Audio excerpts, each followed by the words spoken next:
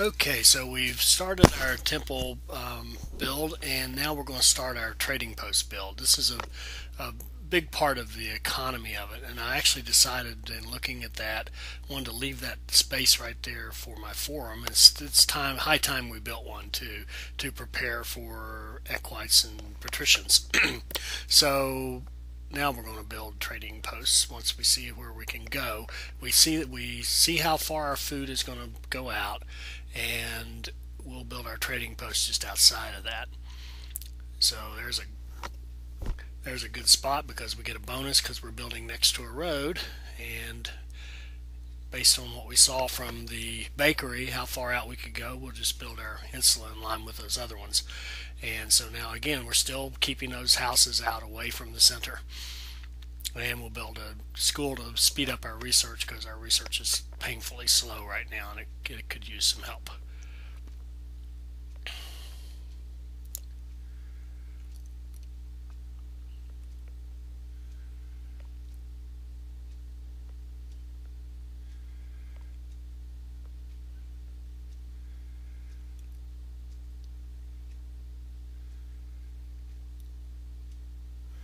Okay, another thing to kind of note is going in and out of, when you hit that, and you may not be aware of this. The key to hit is the space bar will move you, kind of zoom you out to that way up from the top view, or zoom you back down to where you were. And it's very important actually that you do that once in a while, particularly for the military aspects of the game, is zoom out and get the big picture to see where all your troops are and what's going on, and if there's any movement of enemies. You'll get a notice about enemy movement, but panning way out like that's a good way to keep track of it. And you also, one of the things you have to do, one of the real-time strategy aspects of this game, is being able to kind of build your city and manage all this stuff at the same time.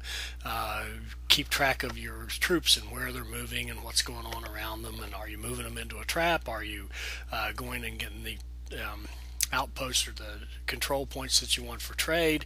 And I've got 3 Hastati I'm trying to coordinate their movements, so I'll bounce back and forth to get that done. Now you notice we've started trading for meat. That's the big key to this one is we can't produce meat right off the bat, so we're going to trade for it. We're not going to wait. We're going to trade for it, and now our guys, as you can see, are getting 50% food satisfaction, and we can even offset that cost of that by trading some goods out of this guy here. So we'll trade goods with this trading post and offset some of the cost of buying the meat, and we'll just keep adding trading posts because as long as we've got goods to sell or other things that we can trade for a profit, go for it. It gives you more insulae to work with, and